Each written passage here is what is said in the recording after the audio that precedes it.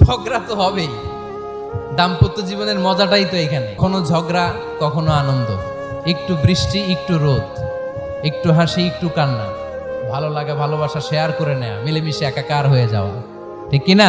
আল্লাহর হাবিব সাল্লাল্লাহু আলাইহি ওয়াসাল্লামের সাথে আম্মা জান আয়েশার ঝগড়া হতো।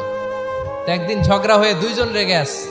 খবরদার দুইজন রেগে থাকবেন না, আবার একজন রাগলে আরেকজন থেমে যাবেন, কারণ এই ছোট্ট ঝগড়া থেকে এটা অনেক সময় বিচ্ছেদের দিকে গড়ায়। আমার প্রিয় ফরিদপুরবাসী, ভাবি রেগে গেলে আপনি রাইগেন না, ওই দিন আপনি একটু ঠান্ডা থাকেন। আবার আপনি রেগে গেলে, আমার মাইকের আওয়াজ যদি ভাবিরা শুনেন, আপনারা রেগে যায় না, একটু ঠান্ডা থাকেন। দুইজনে রেগে গেলে তো তৃতীয় বিশ্বযুদ্ধ শুরু হবে, তাই না? একজন রেগে গেলে আরেকজন ঠান্ডা, কারণ এই সামান্য ঝগড়া থেকে ইগোর কারণে এটা বিচ্ছেদ আর ডিভোর্স পর্যন্ত গড়ায়।